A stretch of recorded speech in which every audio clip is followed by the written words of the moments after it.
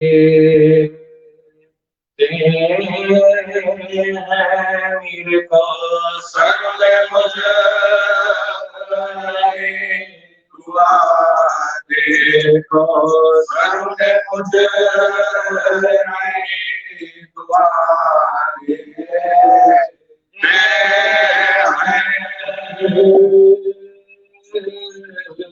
پر سب سر ہوتا ہے شے کرتے ہیں شکر سب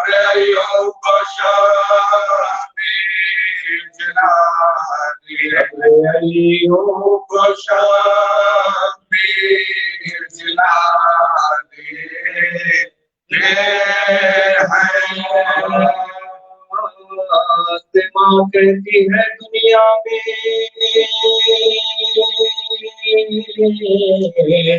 یہ آباد رہے شے کا پرسا مجھے سب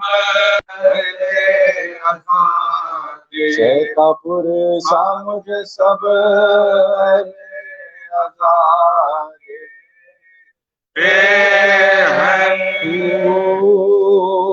پوچھتا ہے جو کوئی کس نے کمر کو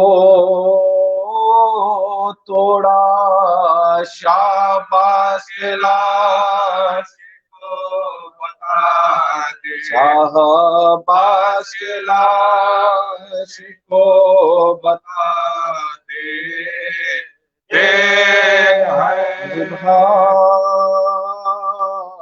شبیر کو کرتا ہے لئی خانجر سے بوسے القوم پا محبوبے خدا دے بوسے القوم پا محبوبے خدا دے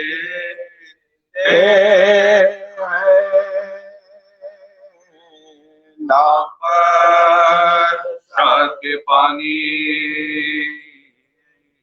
جو پلا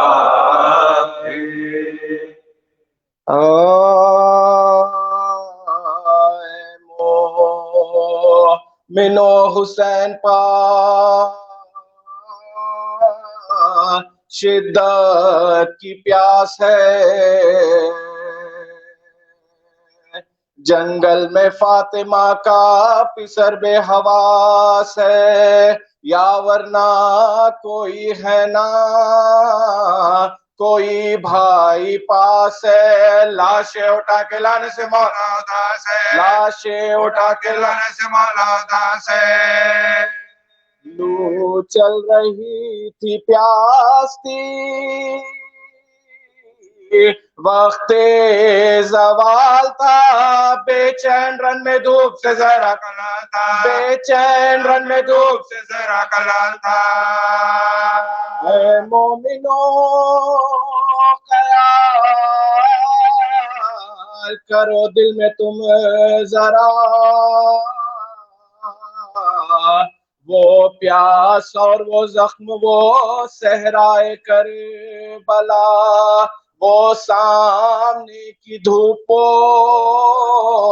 زخموں کا منہ کھلا وہ لو سے پھٹا زخموں کا وہ درد وہ لو سے پھٹنا زخموں کا وہ جفا کیا دکھ اٹھائے فاطمہ کہ نور عین آفت سہی تمہارے لیے یہ حسین آفت سہی تمہارے لیے یہ حسین آدھا سے کہہ رہے تھے یہ مولا غریبو اللہ کے حبیب کا یارو حبیب ہو ایک دم میں دم نکلتا ہے اب ان قریب ہو زخمیوں بے گناہ وافر نصیب ہو زخمیوں بے گناہ وافر نصیب ہو جس کے کلمہ گو ہو میں اس کا نواسا ہو. پانی پلا کے ذبح کرو یارو پیاسا ہو. پانی پلا کے ذبح کرو یارو پیاسا ہو. کہتے تھے یہ حسین کے ایک زلزلہ ہوا ساتوں طبق زمین کے ہلے آسمان ہلا ناگائی فاطمہ زہرا کی یہ صدا وقت نماز عصر بھی نزدیک آ گیا. وقت نماز عصر بھی نزدیک آ گیا. اس لیے میں جو کیا تھا وہ وعدہ وفا کرو. جھک کر حسین شکر کا سجدہ ادا کرو. جھک کر حسین شکر کا سجدہ ادا کرو. جس دم لئی نے دور سے دیکھا یہ ماجرا شمرے لئی کو پاس بلا کر یہ تب کہا سبتے رسول خواب پا بے ہوش ہے پڑا. کیا دیکھتا ہے وقت پہ احسان آئے گا. کیا دیکھتا ہے وقت پہ احسان آئے گا. زخموں سے چور ہے تانے اثر حسین کا. ہاں جلد جا کے کاٹ لے افسر حسین کا. ہاں جلد جا کے کاٹ لے افسر حسین کا. یہ مژدہ سن کے آ گیا لالچ میں وہ نہیں خنجر پکڑ کے آیا قریب امام دی چھاتی پاؤں رکھ کے چڑھائی جو آستی. تب نور چشم فاطمہ نے آ کے کھول دے. تب نور چشم فاطمہ نے آ کے دیکھا تو کوئی دو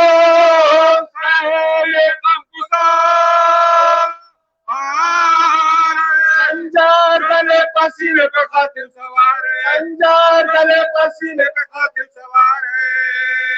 فرمایا شین کون ہے تو ایسی کام شیار کیوں میرے زخمی سینے پا کر ہوا سوار. خنجر میرے گلے پہ جو رکھتا ہے بار بار سمجھائے کس خطا میں مجھے تو گناہ گار. سمجھائے کس خطا میں مجھے تو گناہ دیتا ہے رنج رو رسالت بنا. بات کرنے آیا ہے مجھ پہ گناہ کو. بات کرنے آیا ہے مجھ پہ گناہ کو. اس پر بھی کچھ نہ دل میں لئی کے اثر ہوا. خنجر سے کاٹنے لگا مظلوم کا گلا. خنجر سے کاٹنے لگا مظلوم کا گلا. اس وقت آئی فاطمہ زہرا کی یہ صدا اے شمر میرا لال بے جرم بے خطا. اے شمر میرا لال بے جرم بے ظلم مصطفیٰ کے نواسے کیا. خنجر نہ پہ بھوکے کے پیاسے کیا. خنجر نہ پہ بھوکے کے پیاسے کیا. میں نے بڑے دکھوں سے پالا حسین کو. میں نے بڑے دکھوں سے پالا حسین کو.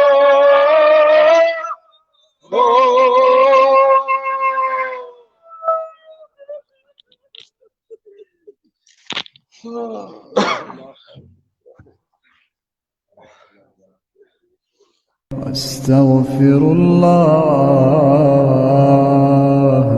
براہ راست اعمال شب جمعہ آپ کے لیے پیش کیے جا رہے ہیں پنجتن سوسائٹی آف وکٹوریا سے. ان اللہ غفور رحیم.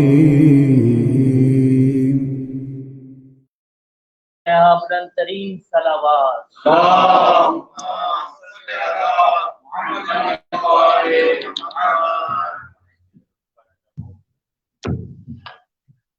پر محمد اہل بیت محمد صلوات۔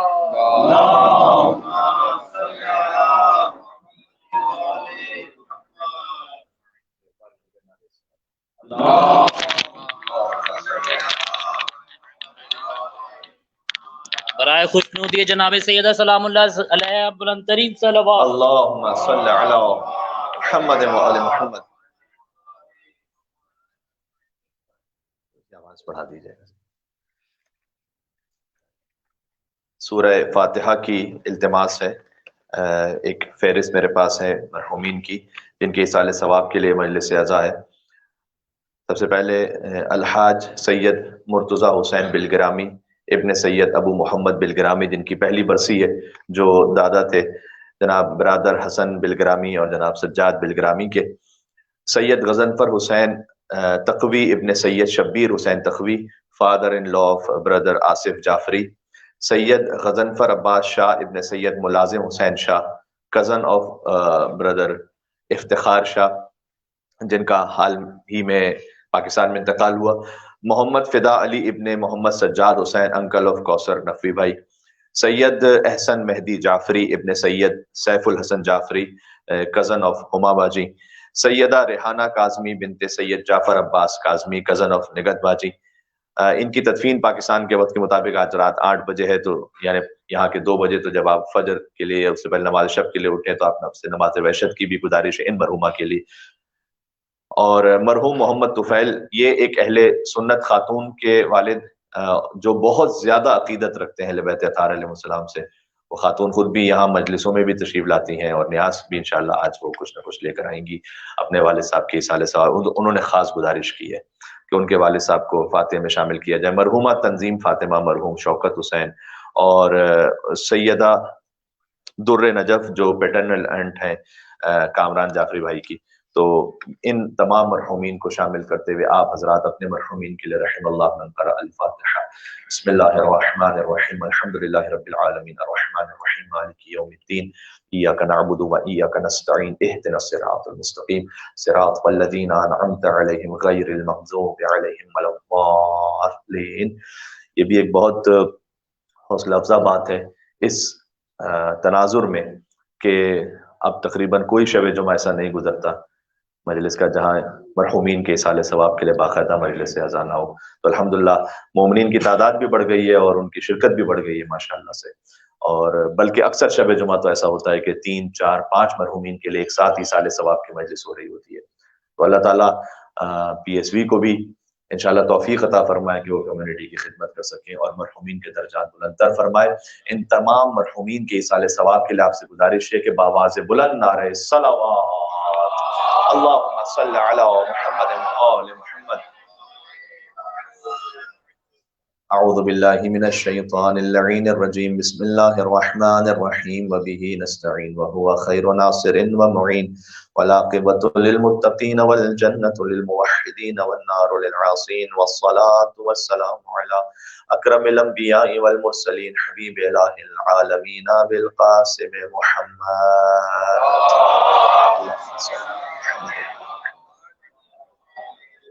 وعلى آله الطيبين الطاهرين المعصومين المظلومين، سيما بقية الله في الأرضين الذين أذهب الله عنهم الرجس وطهرهم تطهيرا۔ اللهم صل على محمد وعلى محمد، رحمة الله على محبيهم واللعنة الدائمة على أعدائهم أجمعين۔ مرحومین کے ایصال ثواب کے لیے دعا امام زمان علیہ السلام۔ بسم اللہ الرحمن الرحیم، اللهم كل وليك حجة ابن الحسن صلواتك عليه وعلى في هذه الساعة وفي كل ساعة وليا حافظا وقائدا وناصرا ذليلا وعينا حتى تسكنه أرضك طوعا وتمتعه فيها طويلا. اللهم صل على محمد وعلى أما بعد فقد قال الله الحكيم في كتابه المجيد بسم الله الرحمن الرحيم إذا السماء انفطرت وإذا الكواكب انتثرت وإذا البحار فجرت وإذا القبور بعثرت علمت نفس ما قدمت وأخرت يا أيها الإنسان ما غرك بربك الكريم الذي خلقك فسواك فعدلك في أي صورة ما شاء ركبك. مل کے ایک اور صلوات بھی دیں. اللهم صل على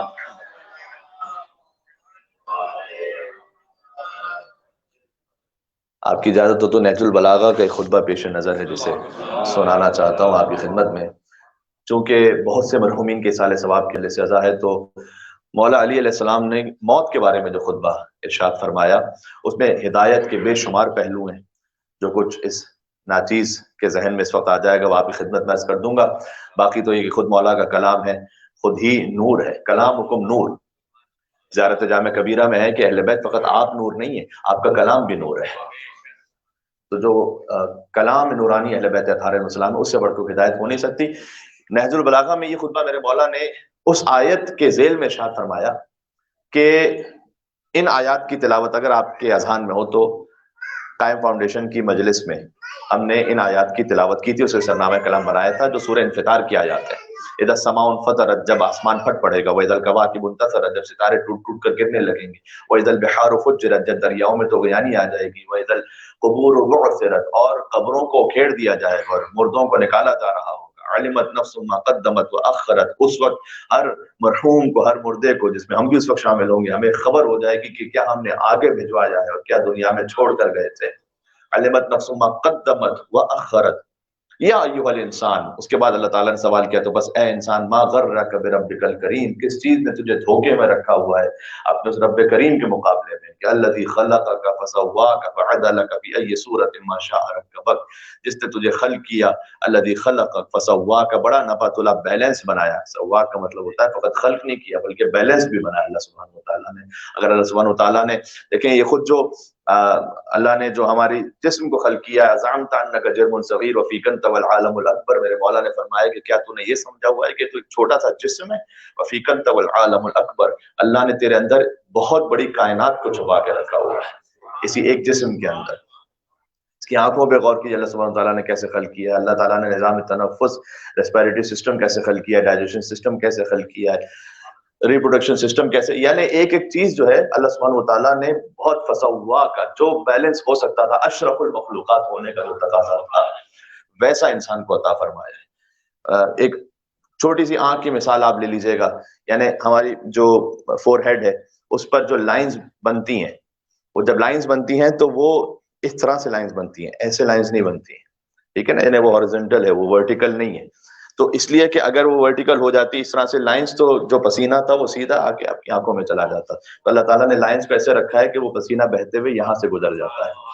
چھوٹی سی بات ہے، یعنی اللہ تعالیٰ نے یہ جو ایک ایک شے ہم کہتے ہیں بھائی لائن ایسے کیوں بن رہی ہے تو ویسے کیوں نہیں بن رہی، اس میں بھی ہزارہ مسئلے آتے ہیں. اللہ سبحانہ وتعالیٰ نے کتنی محافظت فرمائی ہے، ابرو عطا کی ہیں، پلکیں عطا کی ہیں. اس کے بعد میں ایک جگہ ریسرچ میں پڑھ رہا تھا کہ ہم آنکھ ظاہر بند کر لیتے ہیں تو ہمیں کچھ نظر نہیں آتا، لیکن اللہ سبحانہ وتعالیٰ نے اونٹ کو یہ صلاحیت عطا کی ہے کہ اس کو ایک ایسا پردہ عطا کیا ہے کہ جب وہ بند بھی کر لے اسے تو اس کے لیے ٹرانسپیرنٹ ہے. یعنی ہم جب آنکھوں کو بند کرتے ہیں تو ہم دیکھ نہیں پاتے، لیکن اللہ تعالیٰ نے اس کے لیے جو آنکھوں کا پردہ خلق فرمایا ہے وہ ٹرانسپیرنٹ ہے، اس لیے کہ اسے ڈیزرٹس میں سفر کرنا ہوتا ہے، اس میں طوفان بہت سے آتے ہیں. بات واضح ہو رہی ہے؟ اللہ اکبر، مل کے صلوات بھیجیں. اللہم صل علی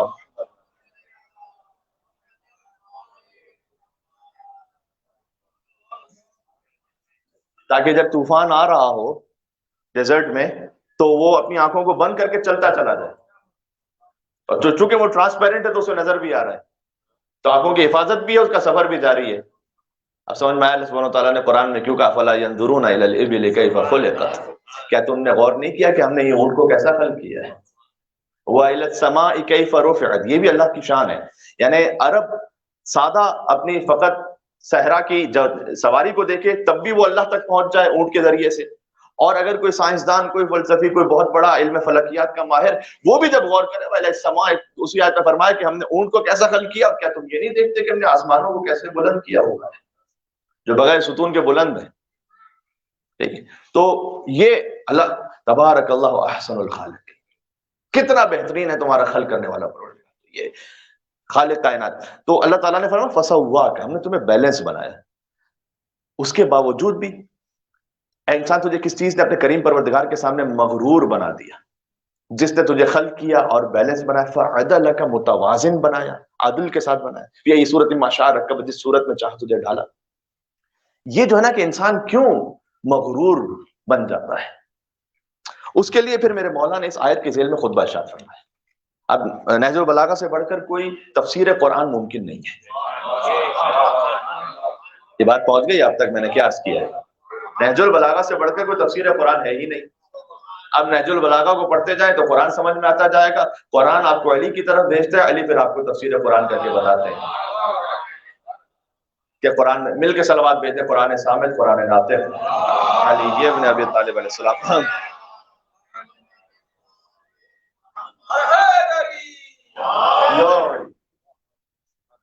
ارادہ یہ ہے انشاءاللہ کہ نہج البلاغہ سے خطبہ عرض کروں، اور اس خطبے کے اختتام پر پھر چونکہ کل بیوی کی ولادت کا دن بھی گزرا ہے تو سیدہ کونین کے سلسلے میں ایک روایت عرض کروں.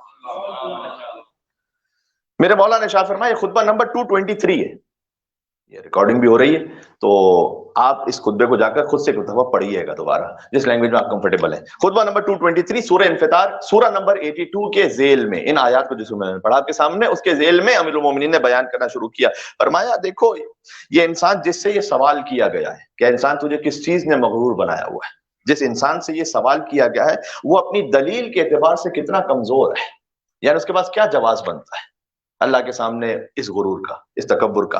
اچھا، غرور کا ویسے مطلب عربی زبان کے اعتبار سے دھوکا کھا لینا ہے، یعنی کس چیز کے معاملے میں تو دھوکے میں ہے، کس فریب میں مبتلا ہے تو وہ دلیل کے اعتبار سے کس قدر کمزور ہے، اور اپنے فریب خوردہ ہونے کے اعتبار سے کس قدر ناقص معذرت کا حامل ہے. یعنی اگر وہ خدا کے سامنے کو حجت پیش بھی کرے کہ پروردگار اس لیے میں نے غلط کیا، تو اس کی ناقص معذرت کتنی ناقص ہے. اس کے پاس کیا علم نہیں پہنچا تھا، کیا اس کے پاس عمل کی توفیق اللہ سبحانہ وتعالیٰ کی طرف سے نہیں پہنچی تھی، نعمتیں نہیں پہنچی تھی، تو اگر کوئی معذرت بھی پیش کرے تو کتنی ناقص معذرت کا حامل ہے. جیسے کبھی آپ کسی بچے سے پوچھتے ہیں کہ بیٹا تم نے کام کیوں کیا، تو وہ کوئی نہ کوئی بہانہ تراشتا ہے، اور آپ خود یہ سمجھ رہے ہوتے ہیں کہ اس نے بہانہ جو تراشا اس کی کوئی حقیقت نہیں ہے، اس کی کوئی حیثیت نہیں ہے. تو یقیناً اس نے اپنے نفس کو جہالت کی سختیوں میں مبتلا کر دیا ہے. اچھا، میں سلیکٹو آپ کے سامنے پڑھنا چاہوں گا. پھر میرے مولا نے کہا کہ کیا تو اپنے نفس پر غور کیجئے گا، اتنا بھی رحم نہیں کرتا جتنا تو دوسروں پر رحم کرتا ہے، اپنے آپ پر اتنا رحم کیوں نہیں کرتا. اس کے بعد مولا نے مثال دی، جب کبھی آفتاب کی یعنی سورج کی حرارت کو میں کسی کو تپتا ہوا دیکھتا، آپ دیکھتے ہیں ایک شخص کو کہ جو آپ نے کسی مومن کو دیکھا شدید گرمی میں ہے، وہ واکنگ پیدل کہیں جا رہا ہے، خود بخود آپ کے دل میں رحم آتا ہے کہ ٹھیک ہے میں بھی اسی راستے پہ جا رہا ہوں تو اسے اپنی گاڑی میں بٹھا لوں. تو میرے مولا نے کہا کہ جب تم کسی انسان کو دیکھتے ہو کہ تپتی شدید حرارت میں تو تم اس پر رحم کرتے ہو، اتنا ہی رحم اپنے نفس پہ کیوں نہیں کرتے کہ گناہوں سے اپنے آپ کو بچا لو. اپنے آپ پر بھی تو رحم کرو. ایک ہے حق اللہ، ایک ہے حق الناس، پھر ایک اپنا آپ کا بھی تو حق ہے اللہ تعالیٰ نے جو ڈیوٹی رکھی ہوئی ہے. ٹھیک ہے، اور پھر فرمایا کہ جب تم کسی کو درد میں مبتلا دیکھتے ہو تو اس کے حال پر تم رونے لگتے ہو، یعنی اس کے تم فکر مند ہو جاتے ہو. یہ ایک اچھے انسان ہونے کی علامت ہے. تو پھر کس شے نے تجھے خود اپنے مرض پر صبر دلا دیا ہے. جب کسی اور کو مریض دیکھتے ہو تو تمہیں تکلیف ہوتی ہے کہ اس کے لیے تم علاج کرو. یہ خود حب دنیا بھی تو ایک مرض ہے. اس مرض میں کس نے تمہیں مطمئن کر دیا کہ تم اس کا علاج نہیں کرتے. سیدنا انہوں نے فرمایا اور اپنی مصیبت پر تم کیوں سکون اور اطمینان کے ساتھ بیٹھے اور اپنے نفس پر رونے سے کس چیز نے تجھے روک دیا ہے.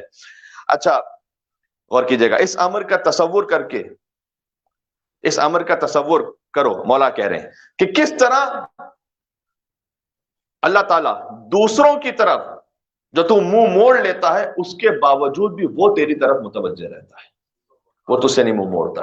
ایک حدیث قدسی میں ہے کہ اے میرے بندے، جب تو مجھے پکارتا ہے تو ایسا محسوس ہوتا ہے جیسے گویا تیرے پکارنے سے یا ہماری دعاؤں سے ہماری نمازوں سے کہ خدا کے علاوہ ہمارے بہت سارے رب ہیں نعوذ باللہ. اور اللہ نے کہا کہ لیکن جب میں تیری سنتا ہوں تو میں تیری ایسے سنتا ہوں جیسے تیرے سوا میرے کوئی اور بندہ ہی نہیں ہے. جبکہ اصل معاملہ بالکل برعکس ہے. اگر آپ غور کریں کہ میں کیا کہنا چاہ رہا ہوں.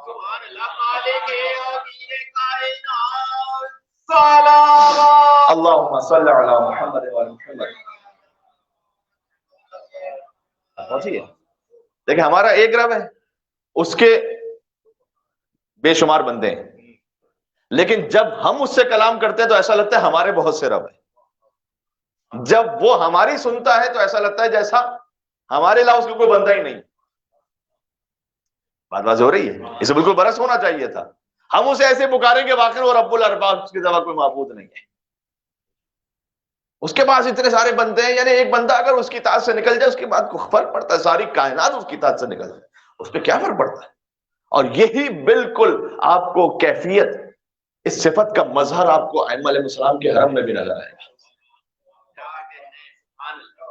ہم کبھی جب حرم میں ہوتے ہیں تو ہزاروں لوگ ایک ساتھ ہیں جو مولا رضا علیہ السلام کو پکار رہے ہیں, لیکن مولا رضا علیہ السلام گویا ہر ایک سے ایسے سن رہے ہیں کہ جیسے آپ کے علاوہ کوئی ان کا اس وقت اس حرم میں کوئی ماننے والا ہی نہ ہو. جیسے براہ راست سے آپ ہر ایک سے ایسے سن رہے ہیں, ہر ایک سے مستقل ایسے سن رہے ہیں. جو خدا کی صفت ہے نا وہ ائمہ علیہ السلام میں اس کا اظہار ہوتا ہے. ٹھیک ہے, تو مولا نے کہا کہ جب تم دوسروں کی طرف متوجہ ہوتے ہو تب بھی وہ تم سے منہ نہیں موڑتا, تجھے معافی کی دعوت دیتا ہے, اپنے فضل و کرم میں تجھے پھر بھی ڈھانپ لیتا ہے, حالانکہ تو دوسروں کی طرف رخ کیے ہوئے ہوتا ہے. یہ مولا کہہ رہے ہیں. وہ بلند و بالا ہے, وہ صاحب قوت ہے, وہ اس قدر کرم فرماتا ہے, اور تو ضعف و ناتوان انسان ہے پھر بھی اس کی معصیت کی جرت رکھتا ہے. یہ علی کا انداز ہے. بہرحال خیر, مجھ پڑھنے والی کی تو کوئی حیثیت اور اوقات ہی نہیں, پھر بھی کہیں نہ کہیں کوئی نہ کوئی اثر کلام امیر المومنین کی وجہ سے پیدا ہو جاتا ہے. جب امیر المومنین خود براہ راست لسان اللہ ناطق جب خطبہ ارشاد فرما رہے ہوں جن انسانوں کے سامنے, مسلمانوں اور مومنین کے سامنے, تو ان پر کیا کیفیت ہوتی ہے. خطبہ حمام میں تو اس کی روح ہی پرواز کر گئی. امیر المومنین نے جب صفات متقین کو بیان کیا اس کی تو روح پرواز کر گئی. اور پھر میرے مولا نے کہا کہ واقعی جو صاحبان دل ہیں اور اہل تقوی ہیں ان پر نصیحت ایسے ہی اثر کیا کرتی ہے. سبحان اللہ. اس کے بعد میرے مولا نے فرمایا کہ نہ وہ اپنے فضل و کرم سے تجھے روکتا ہے, ہاں سبحان اللہ, نہ ہی تیرے پردے کو فاش کرتا ہے. کیا کریم پروردگار ہے. ایک تو فضل و کرم بھی نہیں روکتا, دوسرا پردے کو بھی نہیں فاش کرتا. کہ اللہ تعالیٰ پردہ کھول دے کہ اس انسان کی حقیقت کیا ہے. اگر انسان کی حقیقتیں پتہ چل جائے ہمارے سامنے کیا منہ دکھانے قابل ہوں گے, ایک دوسرے کو منہ نہیں دکھا سکتے. یہ میں اپنے آپ کے لیے سب سے پہلے کہہ رہا ہوں, تو کسی کی بات کو سننے کو تیار نہ ہو, کسی کے ساتھ کو بیٹھنے کو تیار نہ ہو. تو مولا کائنات فرماتے ہیں کہ جب تو اس کی معصیت کی جرت بھی رکھتا ہے تب بھی نہ فضل و کرم کو روکتا ہے نہ ہی پردے کو فاش کرتا ہے. پردہ رکھتا ہے وہ, اور بلکہ پھر میرے مولا نے کہا تو پلک جھپکنے کے برابر بھی اس کی مہربانیوں سے خالی نہیں ہے. اتنا یاد رکھنا, ایک سپلٹ آف اے سیکنڈ بھی تو اس کی مہربانیوں سے خالی نہیں ہے. کبھی وہ تجھے نئی نئی نعمتیں عطا کرتا ہے. اب وہ مہربانیاں کیا ہیں, نئی نئی نعمتوں کا کیا مطلب ہے؟ مولانا صاحب ہم سو رہے ہیں, کون سی نئی نعمت ہمیں ملی ہے؟ یہ سانس کا آنا اور جانا, ہر سانس کا آنا ایک نئی نعمت نہیں ہے, ہر سانس کا نکل جانا ایک نئی نعمت نہیں ہے. سانس نہ آئے تب بھی اسی لمحے ختم ہو جائے انسان, اگر سانس نہ نکلے, یہ ہر چیز ایک نعمت ہے. پر میں کبھی نئی نعمتیں عطا کرتا ہے, برائیوں کی کبھی پردہ پوشی کر لیتا ہے, کبھی بلاؤں کو رد کر دیتا ہے, جبکہ تو اس کی معصیت کر رہا. بہت غور کیجیے گا, اب تک کا میرے دل پر لگنے والا سب سے بڑا لطیف جملہ ہے, پھر سے سنیے گا. تو پلک جھپکنے کے برابر بھی اس کی نعمتوں سے باہر نہیں ہے, اس کی مہربانیوں سے تو خالی نہیں ہے. کبھی وہ نئی نعمتیں دیتا ہے, کبھی برائیوں کی پردہ پوشی کرتا ہے, کبھی بلاؤں کو رد کر دیتا ہے, جبکہ تو اس کی معصیت کر رہا ہوتا ہے. تو سوچ اگر تو اطاعت کر لیتا تو وہ کیا کچھ تجھے عطا کرتا.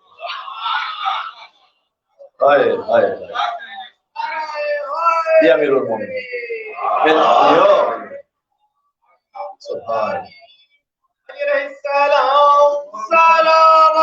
مل کے صلوات بھیجیں. اللہم صلی علی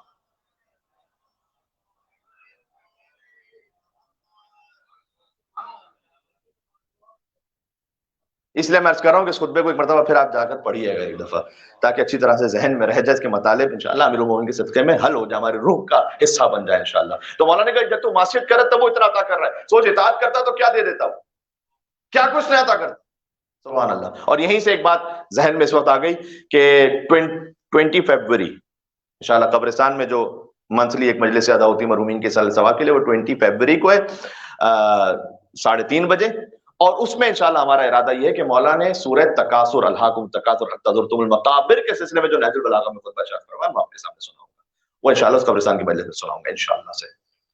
اس خطبے کے لیے اپنے ابی لدین معتزلی نے لکھا ہے کہ خدا کی قسم میں نے اس خطبے کو 1000 مرتبہ پڑھا ہے۔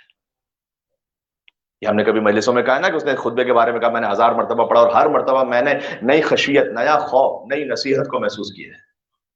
1000 مرتبہ آپ کسی کے کلام کو پڑھیں تو 1 دفعہ 2 دفعہ 3 دفعہ 10 دفعہ 20 دفعہ آپ کو کوئی بہت منقبت پسند بھی ہے، آپ نے 25 دفعہ 100 دفعہ سن لی، اس کے بعد کہیں گے کوئی اور منقبت لگاؤ۔ یہ امیر المومنین کے کلام کا اثر ہے، 1000 مرتبہ کہتا ہے میں نے پڑھا ہے، میں نے ہر بار ایک نئی نصیحت، نئی خوف خدا کو محسوس کیا ہے۔ تو وہ انشاءاللہ آپ کے سامنے رکھوں۔ پھر اس کے بعد میرے مولا نے کہا اس خطبے میں خدا گواہ ہے کہ اگر یہ برتاؤ، یعنی جیسے ہمارا خدا کے ساتھ سلوک ہے، یہ برتاؤ 2 برابر کی قوت کے درمیان بھی ہوتا نا، ابھی تو وہ خدا ہے، ہم مخلوق ہیں، اگر یہ 2 برابر بیلنس قوتوں کے درمیان بھی ہوتا، جیسا برتاؤ تو نے خدا کے ساتھ کیا ہے، تو خود ہی اپنے خلاف فیصلہ سنا چکا ہوتا۔ ہائے ہائے، یعنی جیسا ہم خود، یعنی امیر المومنین سادہ الفاظ میں کہ جیسے ہم خدا متعال کے ساتھ مجھے لفظ کہنے سلوک کرتے ہیں، اگر برابر کے کوئی پارٹنر بھی ہوتے اور ہم نے اتنی مرتبہ اسے دھوکہ دیا ہوتا اور اتنی مرتبہ وعدہ خلافی کی ہوتی، تو برابر کا بھی اگر معاملہ اگر ہم کسی کے ساتھ ایسا کر رہے ہوتے، وہ تو خالق ہے، تب بھی ہم خود ہی اپنے خلاف فیصلہ سنا چکے ہوتے کہ یار میں کیسا پارٹنر ہوں۔ جبکہ میرے مولا نے کہا کہ وہ معبود ہے، تم حق دو۔ پھر فرمایا ہائے ہائے ہائے، ہر کلام میں امیر المومنین میں ایک داستان چھپی ہوئی دنیا۔ مولا نے کہا میں سچ کہتا ہوں، علی کو کہنے کی ضرورت نہیں ہے، علی صدیق اکبر ہیں۔ پھر میرے مولا نے کہا میں سچ کہتا ہوں کہ دنیا نے تجھے دھوکہ نہیں دیا۔ اتنا مزے میں نہیں رہنا کہ اچھا دنیا نے مجھے دھوکہ دیا میں کیا کرتا۔ میرے مولا نے کہا دنیا نے تجھے دھوکہ نہیں دیا، تو نے خود دنیا سے دھوکہ کھایا۔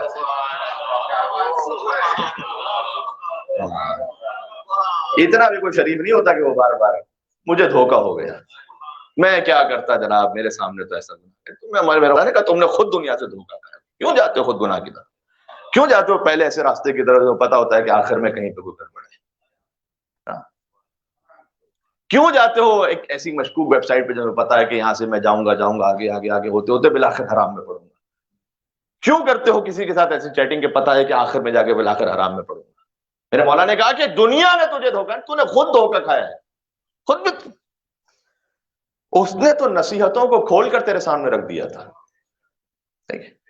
اور تجھے ہر چیز سے برابر آگاہ کیا تھا، اور اس نے جسم پر جن نازل ہونے والی بلاؤں کا وعدہ کیا تھا، اور جو جسم کی طاقت میں جو کمزوری واقع ہوتی ہے آہستہ آہستہ اس کی خبر پہلے سے دے دی تھی۔ اچھا سبحان اللہ، اب میں تھوڑا سا آگے بڑھ جاتا ہوں۔ اچھا کہاں دنیا نے ہمیں نصیحت کر دی تھی؟ جو میرے مولا کہہ رہے ہیں کہ اس نے تو کھول کر نصیحتوں کو تمہارے سامنے رکھ دیا تھا، کہاں؟ میرے مولا نے آگے سمجھایا اگر تو نے اس دنیا کے گرے پڑے مکانات اور غیر آباد منزلوں کو پہچان لیا ہوتا تو یہ کیا نصیحت نہیں تھی؟ کتنے مکانات جو آباد تھے اب غیر آباد ہیں، یہ نصیحت نہیں تھی کیا؟ میرے مولا کہہ رہے ہیں نصیحت تو تھی، دنیا نے کھول کے رکھ تو دیا تھا سامنے، پھر کس بات پہ اپنے گھر پہ غرور ہے؟ اگر تو نے یہ پہچان لیا ہوتا تو پھر یہ دیکھ لیتا کہ وہ اپنی یاد دہانی اور بلیغ ترین نصیحت میں تجھ پر کس قدر مہربان ہے، یعنی اس کی نصیحت بہت واضح ہے، رسا ہے، بلیغ ترین ہے، رسا ہے، آسانی سے پہنچنے والی ہے۔ بس ختم کر رہا ہوں بات۔ میرے مولا نے کہا اب نصیحت فرمائی خود علی نے کہ یہ دنیا اس کے لیے بہترین گھر ہے، دنیا کی ہمیشہ مذمت نہیں، دنیا کچھ لوگوں کے لیے بہترین گھر بھی ہے۔ کن لوگوں کے لیے؟ سن لیجئے گا کہ یہ دنیا اس کے لیے بہترین گھر ہے جو اس کو گھر بنانے پہ راضی نہ ہو، اس کے لیے بہت اچھی جگہ رہنے کی۔ اللہ اکبر، اللہم صلی علی محمد۔ علی بول رہے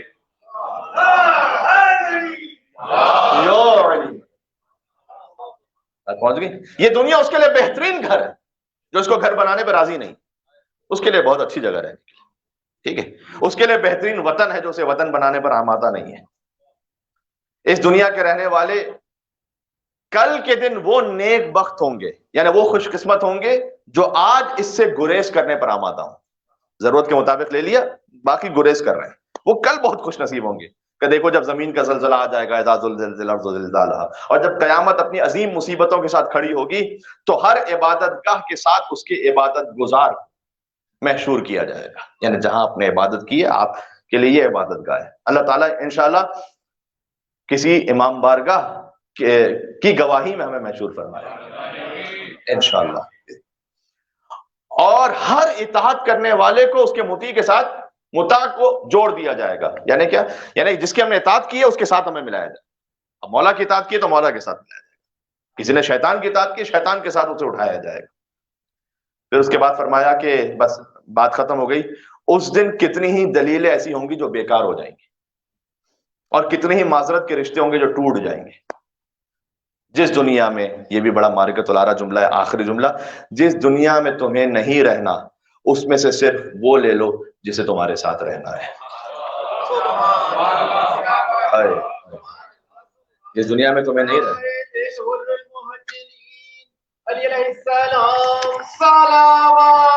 اللہم صلی علی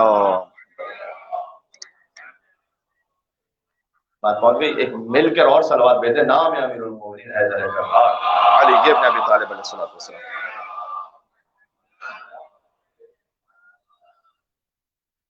کیا کہا میرے مولا نے؟ اس دنیا میں جس میں تمہیں نہیں رہنا وہ ساتھ لے لو جسے تمہارے ساتھ رہنا ہے. وہ کیا رہنا ہے؟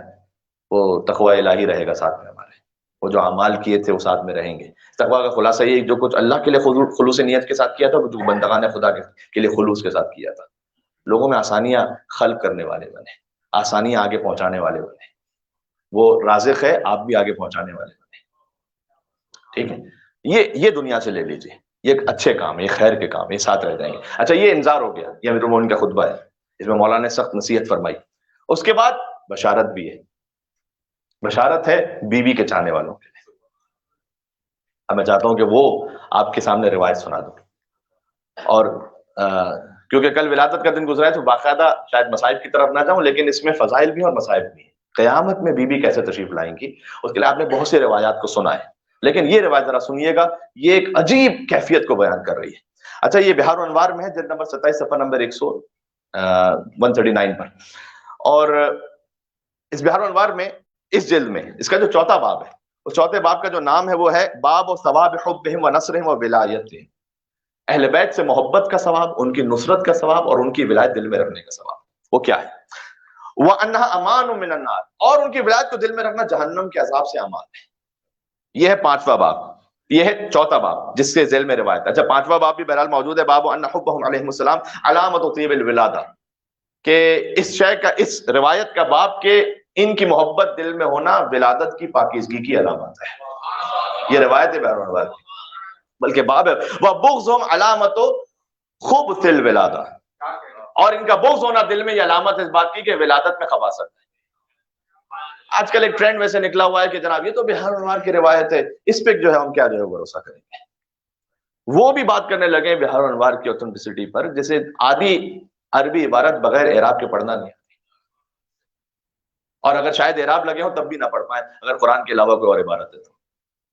میں یہ نہیں کہہ رہا کہ بہار و انوار میں جو کچھ ہے وہ 100% میں کہہ دوں گا قرآن پر ہاتھ رکھ کر کے وہ صحیح السند، ایسا نہیں ہے.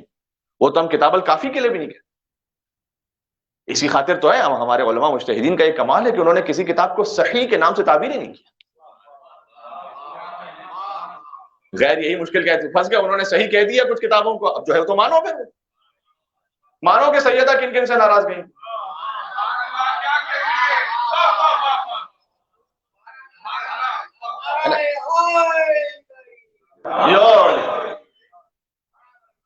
یا تو یہ مانو کہ سیدہ کن سے ناراض گئی تھی، یا کتاب مانو کہ وہ صحیح نہیں ہے. بلاخر فیصلہ کرو. تو ہاں، لیکن کسی بھی روایت کو یہ کہہ کہ جناب یہ تو اس کتاب میں اس لیے ہم قبول نہیں کرتے، آپ کے پاس کیا اس کے مقابل کے لیے کوئی اور روایت موجود ہے جو آپ یہ تبصرہ فرما رہے ہیں؟ کیا آپ نے علم الحدیث پڑھا ہوا ہے، علم رجال پڑھا ہوا ہے، یا کم از کم ان علماء کی صحبت میں بیٹھے ہوئے کہ ان کے بعد یہ تبصرہ فرما؟ ایسا نہیں ہو سکتا. امام الناس کی بات کرو جو عربی پڑھ نہیں سکتے کسی کتاب سے، اور وہ بھی تبصرہ فرما دیتے کہ جناب یہ تو بہرحال مار کی روایت ہے تو غلط. کس نے کہا یہ غلط ہو؟ آپ کے پاس کیا کوئی قرآن کی آیت کو سنت قطعیہ اور موجود ہے جو اس سے ٹکرا رہی ہے؟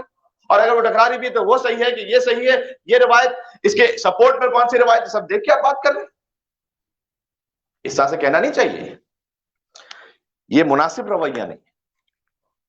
اچھا میں روایت سناتا ہوں حضرت ابوذر سے، تو وہ کہتے ہیں کہ میں نے دیکھا سلمان کو اور بلال کو کہ وہ دوڑے دوڑے چلے جا رہے تھے رسول اللہ کی طرف، اور جب رسول اللہ کی خدمت میں وہ پہنچے تو اذن سلمان علی قدم رسول اللہ، تو سلمان جو ہے وہ رسول اللہ کے قدموں میں گر گئے. تو حضور نے اٹھایا سلمان کو اور کہا کہ نہیں سلمان، ویسے سلوک نہ کرو کہ جیسے عجم کے جو بادشاہ ہیں وہ اپنے رعایا کو سلوک کرواتے ہیں، ویسا اس طرح سے نہ کرو. ٹھیک ہے، ہر کائنات کے بادشاہ ہیں، ٹھیک ہے، لیکن حضور نے اس وقت کہا کہ نہیں ایسے میرے قدموں میں نہ گرو، چونکہ یہ بادشاہوں کا اور جو سلطنت رکھنے والے تھے شہنشاہ، ان کی ایک اتھارٹی کو ظاہر کرنے کے لیے یہ انہوں نے طریقہ کار اختیار کیا ہوا تھا، تو ڈکٹیٹرشپ کو ظاہر کرنے. حضور نے کہا نہیں، اٹھایا پہ.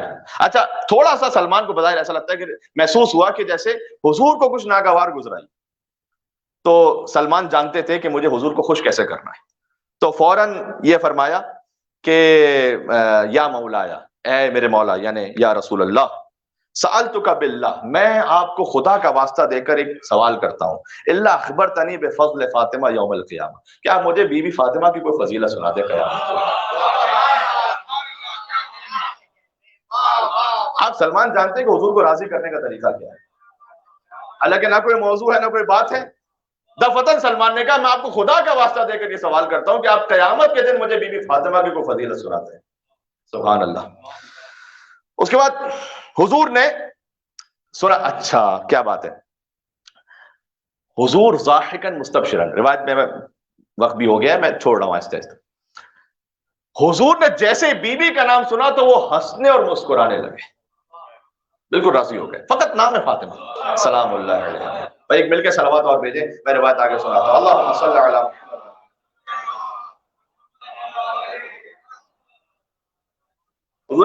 حضور نے فرمایا کہ والذی نفسی بیدی، اس خدا کی قسم کے جس کے قبضہ قدرت میں میری جان ہے، انہا الجاریہ التی تجوز فی عرصۃ القیامہ، کہ سیدہ کونین کنیز خاص خدا وہ جب قیامت میں گزریں گی علی ناقتن، ایک ناقے پر سوار ہو کر. سیدہ کونین پہ کوئی بات کر کیا کر سکتا ہے؟ مجھے دنیا کے علماء و فقہا ملا کے بتائیے جو ناقے سیدہ کی تشریح کر سکتے جو اس وقت آنے والی ہے. بیوی کا جو ناقہ ہے اس کے بارے میں کوئی بیان کر سکتے. حضور نے فرمایا کہ سیدہ ایک ایسے ناقے پہ تشریف لائیں گی، رأسها من خشیت اللہ، اس ناقے کا جو سر ہے وہ خشیت اللہ سے بنا ہوا ہوگا. وہ ناقہ جو ہے وہ کس سے بنا ہوا ہوگا؟ رأسها من خشیت اللہ، خشیت پروردگار سے اس ناقے کا سر ہوگا. وَعَيْنَاهَا مِن نُورِ اللَّهِ، اور اس ناقے کی جو نگاہیں اور آنکھیں ہوں گی وہ نور اللہ سے بنی ہوئی ہوگی. ناقے کی نگاہیں، سیدہ کی بات نہیں ہو رہی، ناقے کی بات ہو رہی ہے. وَحُتَامُهَا مِن جَلَالِ اللَّهِ، اور اس ناقے کی جو مہار ہوگی وہ جلال خدا سے بنی ہوئی ہوگی. میں اس لیے تو کہہ رہا ہوں کہ ناقے کی تشریح بیان کر کے بتائیں کیا مطلب ہے اس خشیت خدا سے ناقے کا سر بنا ہوا ہوگا. کیا مطلب ہے کہ عین اللہ، کیا مطلب ہے کہ نور خدا سے آنکھیں بنی ہوئی ہوں گی اس ناقے کی. اور فرمایا کہ جلال خدا سے مہار ہوگی. وَعُنُقَهَا مِن بَهَاءِ اللَّهِ، اور اس ناقے کی جو گردن ہے وہ ابوت پروردگار سے ہوگی. وَسَنَامُهَا مِن رِضْوَانِ اللَّهِ، اور اس کی جو کوہان ہے وہ اللہ کی رضا سے بنی ہوئی ہوگی.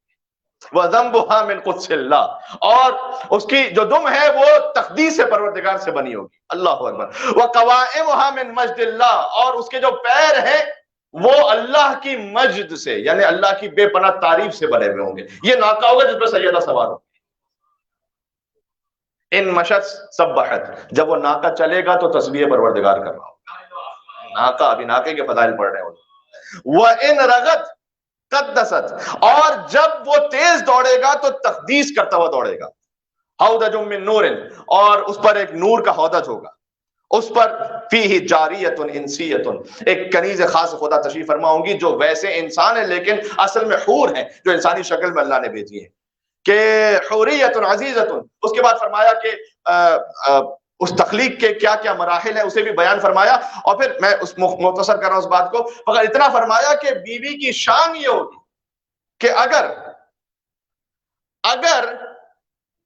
فقط، میں لفظ ہے روایت کا اس لیے کہہ رہا ہوں، اگر لعاب دہن میں سے بیوی کے وہ 7 سمندروں میں سے ایک لعاب دہن 7 سمندروں میں ڈال دیں جو کھارے پانی کے ہوں، تو سب کے سب ایسے میٹھے ہو جائیں گے کہ جس کی شیرینی کا کوئی اندازہ نہیں لگا سکتا. بس بات ختم کر رہا ہوں. اور فرمایا کہ اگر ان کے ناخن، اردو پڑھنا پڑا، اگر ان کے ناخن کا فقط ایک حصہ ظاہر ہو جائے دنیا پر، اس کی جو حقیقت ہے، تو فرمایا کہ یکش الشمس والقمر، سورج اور چاند کو غش آ جائے. روایت پڑھو، قیامت میں بی بی ایسے آئیں گے، جبرائیل عن یمینہا، جبریل اس ناقے کے دائیں طرف ہوں گے، میکائیل عن شمالہا، میکائیل بائیں طرف ہوں گے، وعلی امامہا، علی ابن ابی طالب آگے ہوں گے، والحسن والحسین. بات ختم ہوگی. اللہم صلی علی محمد وعلی محمد. حسن اور حسین اس ناقے کے پیچھے ہوں گے. روایت مکمل کر دوں، اور خدا کی حفاظت میں ناقہ آگے بڑھ رہا ہوگا کہ پھر آواز آئے گی کہ اہل محشر اپنی آوازوں کو جھکا دو اور گردنوں کو نیچے کر لو. یہ فاطمہ بنت محمد ہیں کہ جو رسول اللہ کی بیٹی ہیں اور زوجہ امیر المومنین ہیں اور حسن اور حسین کی ماں ہیں، اور یہ جب گزر رہے ہوں گی صراط سے تو 2 انتہائی سفید رنگ کی چادروں میں وہ ناقہ اسے ڈھانپ دیا جائے گا. اور جب وہ بی بی جنت میں داخل ہوں گی تو پھر وہ اللہ کی کرامت کو دیکھیں گی، تو اللہ کی کرامت کو دیکھ کر بی بی فرمائیں گے بسم اللہ الرحمن الرحیم، حمد اس پروردگار کی کہ جس نے ہر حزن کو آج ہم سے دور کر دیا ہے، اور وہ غفور ہے اور وہ شکور ہے، اور اس نے ہمیں یہ مقام کرامت عطا فرمایا ہے. اس کے بعد خدا عز و جل کی وحی آئے گی کہ اے فاطمہ اب آپ مجھ سے کچھ طلب کیجئے، میں آپ کو عطا کرنا چاہتا ہوں، اور آپ کو تمنا کیجئے ایسی کہ جس سے آپ راضی ہو جائیں. فتقول، تو بی بی کہیں گی انت المنا وفوق المنا، پروردگار تو ہی میری تمنا ہے، اور تو مجھے کسی تمنا کی ضرورت، تو ہی میری تمنا ہے، تیری ذات ہی میری تمنا ہے. سبحان اللہ. اس کے بعد بی بی کہیں گی اسألک، میں تجھ سے سوال کرتی ہوں، ان لا تعذب محبی، کہ میرے محب کو عذاب نہ دینا پروردگار، ومحب عطرتی بالنار، اور میری عطرت کے محب کو تو عذاب نہ دینا پروردگار. تو بس اللہ کی وحی آئے گی کہ اے فاطمہ وعزتی وجلالی وارتفاع مکان، مجھے میری عزت اور جلال کی قسم، میں نے قسم کھائی ہوئی ہے قبل ان اخلق السماوات والارض، اس سے پہلے کہ میں زمین و آسمان کو خلق کرتا، بألف ایام، 2000 سال پہلے میں نے پہلے ہی قسم کھائی ہوئی ہے اللہ اعذب محبی کا، کہ میں تیرے محب کو عذاب دینے ہی نہیں والا، اور آپ کی عطرت کی محب کو میں عذاب نہیں دینے والا ہوں. یہ روایت ہے. ایک طرف سے ہمیں خوف بھی دلایا گیا ہے تاکہ ہم اپنی اصلاح کریں، دوسری طرف سے یہ امید ہے، جو کچھ امید ہے وہ سیدہ کی محبت سے امید ہے، باقی نمازوں سے عبادتوں سے کس کو کیا امید ہے. اور اگر کوئی اس پر امید لگا کے بیٹھا ہوا ہے تو ابھی وہ شیعہ ہی نہیں ہے، اسے پتہ ہی نہیں ہے.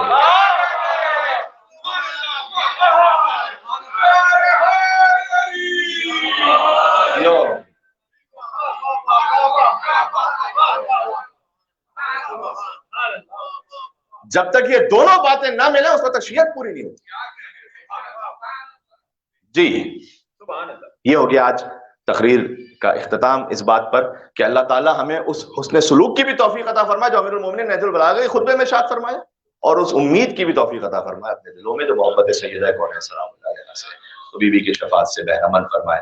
اے پروردگار مرحومین تک اس مجلس کا ثواب ایصال فرما، ان کے درجات کو بلندر فرما، ہمارے سفر آخرت کو آسان فرما، موت کے وقت ہمیں اہل بیت کی زیارت نصیب فرما، شفاعت اہل بیت اطہار عطا فرما، دنیا میں زیارت حسین، آخرت میں شفاعت حسین نصیب فرما. پروردگار دنیا سے اس وبا کا خاتمہ فرما دے، حضرت حجت کے قلب مقدس کو ہم سے راضی و خوشنود فرما دے، ان کے ظہور پر نور میں تعجیل فرما. ربنا تقبل منا انک انت السمیع العلیم بجاہ محمد وآلہ الطیبین الطاہرین. مل کے بلندر و آواز بلند نعرہ الصلوات. اللہم صلی علی استغفر اللہ. براہ راست اعمال شب جمعہ آپ کے لیے پیش کیے جا رہے ہیں پنجتن سوسائٹی آف وکٹوریا سے. ان اللہ غفور